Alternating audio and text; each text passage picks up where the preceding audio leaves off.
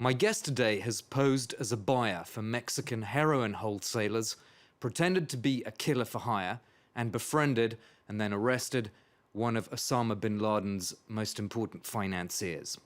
His goal was essentially the same: to get closer to the drug barons who subsidize terrorism, hostage-taking, and human trafficking. Edward Follis spent nearly 3 decades as an undercover agent with the US Drug Enforcement Administration, or DEA. Not even a Hollywood script writer could have invented the experiences he had in the Middle East, in Thailand, or in Afghanistan.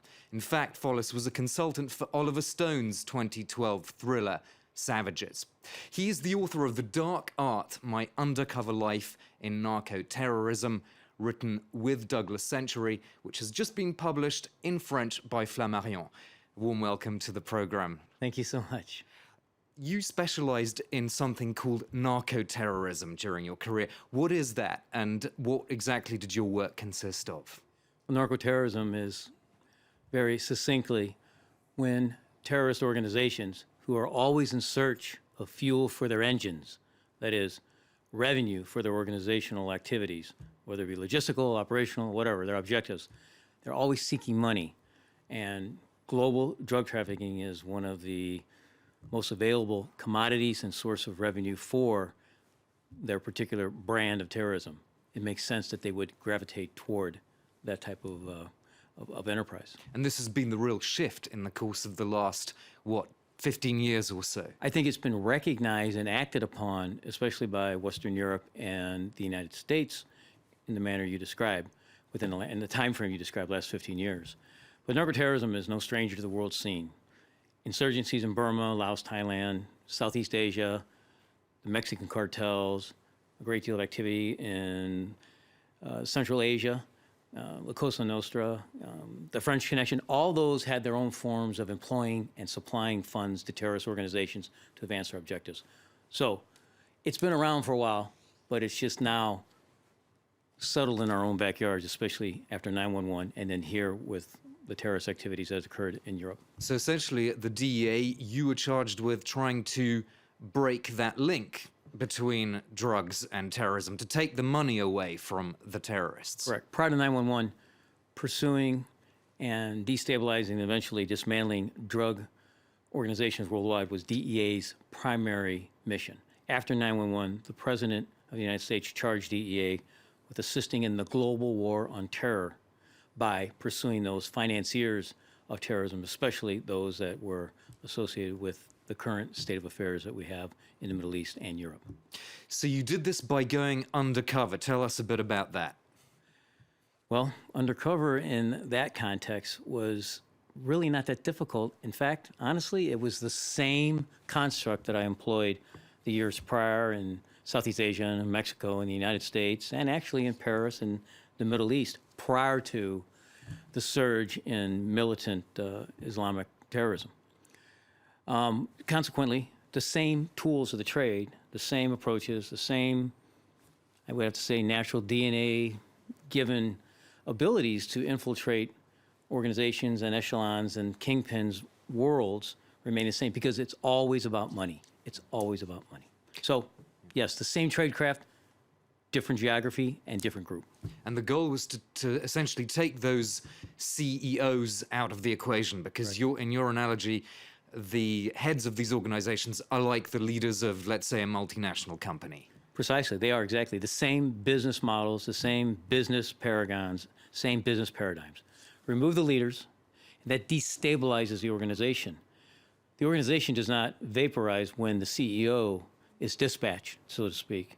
What happens then is they're weaker, and in that anemic state, it allows for movement on the organization itself. But if they're weaker, does that mean that law enforcement is stronger, or does it mean that simply a rival organization, a rival criminal enterprise is stronger? That's a very insightful recognition, because indeed, when that occurs, the wolves gather, and other traffickers attempt to exploit the weakened state of their competition. Oftentimes, that works to the advantage of law enforcement in the post-CEO throne-bearing position because we can also use the competition to further weaken them, and that also causes the competition to surface more, and we further identify them, and then they get to visit us later on. So would you even perhaps open the way to a rival criminal organization becoming stronger deliberately in the interests of, in the short term, taking away another one? A technique employed many times. And that basically flushes out much of the competition and/or exposes their vulnerabilities for law enforcement exploitation and penetration at a later time. What do you think your most notable successes were? Oh, the number one was the Haji Juma case. You know, he was the world's biggest opium and heroin dealer at one time.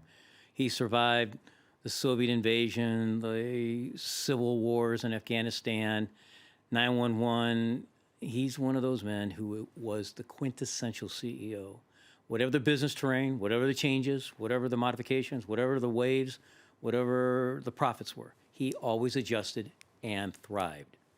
And he was a considerable contributor to our enemies in Afghanistan, specifically the terrorist organizations.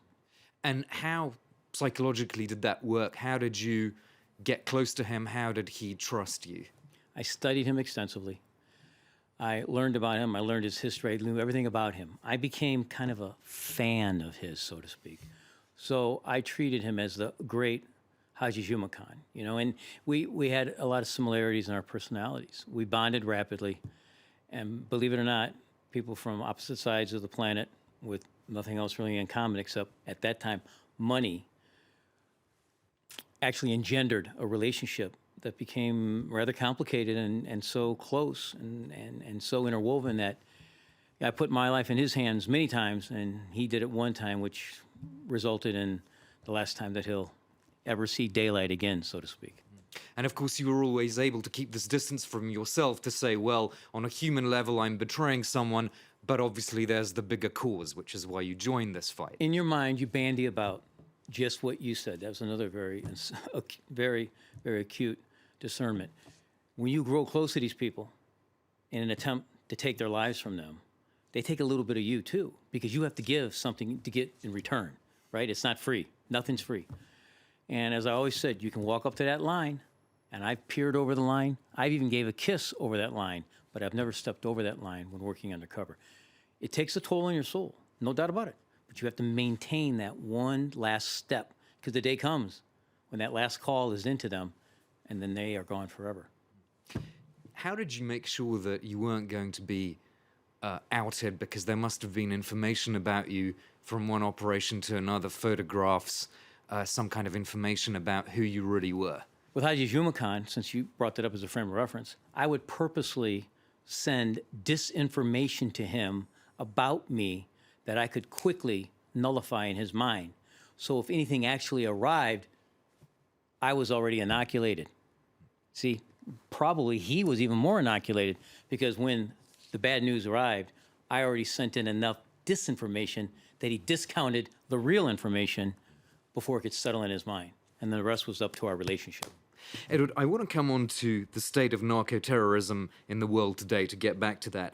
There's been a lot of alarms sounded about concentrated versions of hard drugs, more concentrated versions of heroin and cocaine, for example, circulating on the market here in France. You've alluded to a similar thing happening recently in the United States in your book. Does this mean that the narco-terrorists are basically winning? I wouldn't say that they were winning, but they are exploiting the existent global drug trafficking enterprises. They are stepping into areas and filling voids or coercing components of the global drug trafficking enterprise to advance their own revenue needs for their different organizations. ISIS is the principal example. I would say, in short order, ISIS will be the quintessential narco-terrorism organization. A year ago, when The Dark Art was released in the United States, hardcover, I said on Fox News that indeed their revenue now is generated from a whole complexity of different illegal crimes, but within 1 year, it will be drugs. And sure enough, several ivory tower experts and observers from Russia and the UN and England and US have said last year $3 billion with ISIS from their other nefarious crimes. This year alone, $2 billion in drugs. They are taking Afghanistan, Lebanon, and the chemical trades in Central Asia away from the existing owners and making it their own, generating huge, huge amounts of narco dollars. Is there any way to reverse that trend? Sure there is. Just, I hope they don't read the dark art and know that we're coming. Well, except now they're not coming because, as you say in your book, you're part of a dying breed, and that kind of human intelligence is not being used anymore. Well, as I commented to you earlier, the DNA pool for undercovers is lessening. We don't actually support and advance that gene like we did at one time because of the advent of technology. Why do we send drones in instead of piloted planes? Lessens the risk, right? But in undercover, the mentality must always be they're at risk, not you. And that's how I always handled it when I went to many denied zones. So presumably you would say that the answer to tearing off the drugs from the terrorism in the case of ISIS would be to send in more undercover agents who have the right skills, like you did. ISIS is diversified in its terrorist activities, in its movement, in the manner it's shoving Syrian refugees onto Europe and changing everything about Europe, in my opinion. Or they will, at least, in the future. But they're not diversified in leadership. There's an apex there. Those are the ones that need to be infiltrated, and it can be done. I never want to hear from people, oh, really? Go to Burma and infiltrate the Shining Iron Army, as documented. Go to Mexico, into higher echelons there.